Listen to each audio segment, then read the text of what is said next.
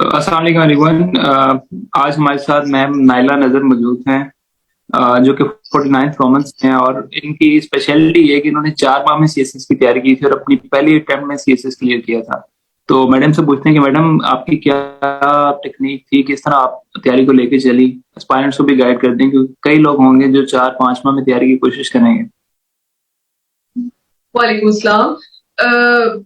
हाँ, लकीली अल्लाह का शुक्र है कि 4 मंथ्स में मेरी तैयारी हो गई थी और थी भी मेरी first attempt. Coming directly to the question जो आपने पूछा है, उसमें स्ट्रेटेजी सिंपल है, बहुत सिंपल है। क्योंकि मोस्टली जो स्टूडेंट्स अपियर हो रहे हैं वो एफएससी से होके गुजरे होते हैं। ओए लेवल्स वाले स्टूडेंट्स को भी इस चीज में बहुत हेल्पफुल हो जाती है, मतलब उनको भी इसकी जो ट्रिक है ना उसको पकड़ने में बहुत आसानी हो जाती है। ट्रिक सिंपल सी है कि आपने सबसे पहले सिलेबस निकाल लेना है। पहले तो अपने सब्जेक्ट्स आप डिसाइड कर लें, ऑप्शनल्स के आपने कौन से रखने ऑप्शनल्स।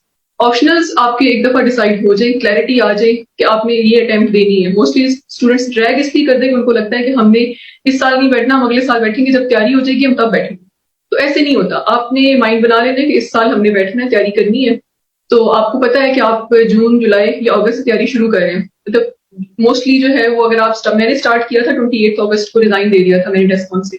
तो उसके बाद मेरी प्रिपरेशन सही वाली स्टार्ट हो गई थी। तो आप अगस्त से अगर स्टार्ट कर रहे हैं तो आपके पास पीछे जो है ना वो फिर इधर उधर ज्यादा मतलब क्वेश्चन आंसर्स करने का इतना टाइम नहीं होता। तो आपने स्टार्ट करना होता है अपना काम।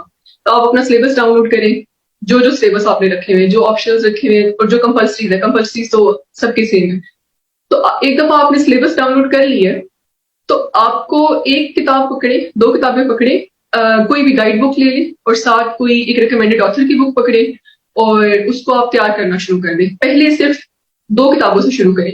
एक आप लोकल बुक ले लें, कोई कोई भी गाइड बुक, और एक आप अच्छे ऑथर की किताब पकड़ लें। ये 2 किताबें जब आप एक सब्जेक्ट की कर लेते हैं और आपने अपना टाइम रखा हुआ है कि आपने 15 दिनों के अंदर या 2 हफ्तों के अंदर या चले 1 महीना आपने लेना है, तो एक सब्जेक्ट आपने तैयार करना ही करना है।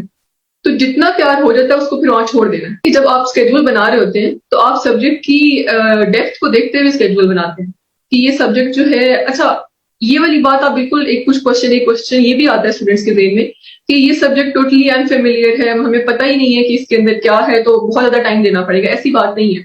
सीएसएस जो है उसके अंदर जितने भी टॉपिक्स या जो भी सब्जेक्ट्स हैं वो किसी भी लेमैन को समझ आ जाते हैं। इसलिए इसके अंदर इतनी डाइवर्सिटी है। इंजीनियर भी दे रहा है, मेडिकल का भी दे रहा है, आर्ट्स का बच्चा भी दे रहा है, हर तरह के लोग अपीयर हो रहे हैं। इसका मतलब ये है कि जो चीज वो रिक्वायर कर रहे होते हैं आपसे, वो that is totally hard work. और आपको पता होना चाहिए कि स्मार्टली इसको तैयार कैसे करना है। कोई उसमें रॉकेट साइंस नहीं है, कोई बहुत मुश्किल सब्जेक्ट है और उसको आपने बहुत डेप्थ में जाना है, उसमें मास्टर्स करना है, उसमें पीएचडी करनी है, ये नहीं करना। तो आप अपना टाइम रखें। आपने जो सब्जेक्ट्स हैं जो 100 मार्क्स के हैं उनको 10-15 डेज दें, उसको तैयार कर लें एक दफा। आप गाइड बुक से एक अच्छी बुक पकड़ के उसको तैयार कर लें।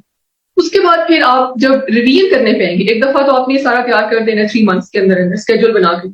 फिर जब आप दिसंबर जनवरी में रिवीजन पर आते हैं तब आप उसको पॉलिश करना शुरू करते हैं। फिर आप गूगल से हेल्प लेते हैं कि अगर आपने कोई टॉपिक तैयार किया, for example democracy in Pakistan, आप गाइड बुक से तैयार कर चुके हैं, तो फिर आप गूगल के ऊपर रिसेंट आर्टिकल्स पढ़ लें कि अच्छा इसमें मॉडिफिकेशन या कोई अपडेट, कोई अभी नया कोई काम हुआ है, कोई नई उसमें अचीवमेंट हुई है, या कोई कोई उसमें रोड ब्लॉक्स आ रहे हैं, या कोई भी रिसेंट हैपनिंग है, तो फिर आप उस डेटा को अपने ना अपडेट कर लेते हैं।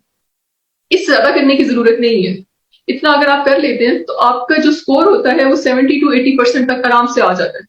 जो ऊपर उसकी बात है ना कि 90 पे छक्का लग जाए, वो टोटली लक पे डिपेंड करता है। जो अबव एवरेज स्कोर है वो इससे आ जाएगा आपका बड़े आराम से हर सब्जेक्ट। बाकी अगर कोई टारगेट हो जाता है, कोई सब्जेक्ट हिट हो जाता है, तो वो फिर आपकी लक होती है। उसके ऊपर मतलब आप डिसअपॉइंट भी नहीं होना चाहिए, क्योंकि वो आपके हाथ में नहीं है। वो चीज जो आपके हाथ में है वो इतना सा काम करना है कि आपने अपने सब्जेक्ट्स कवर करने हैं, टाइम के अंदर कवर करने हैं, उसकी रिटन प्रैक्टिस करें।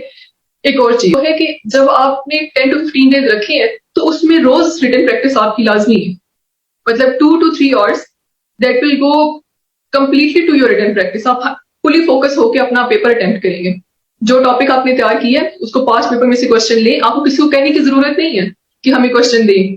आपके पास पास पेपर्स पड़े हैं पिछले पता नहीं कितने सालों के, उनको निकालें और उधर से क्वेश्चन पकड़े और उसको अटेम्प्ट करें, और उधर से उस क्वेश्चन जो आपने अटेम्प्ट किया है उसके ऊपर अपना फीडबैक जरूर दें कि जो आपने क्वेश्चन जो किसी ने पूछा था, किसी एग्जामिनर ने, उसको क्या आपने सही ब्रोच किया या नहीं किया, ये आपका पूछना बहुत जरूरी है। इसके ऊपर फीडबैक लेना बहुत जरूरी है कि सवाल आप ठीक तरीके से अटेम्प्ट करें या नहीं करें।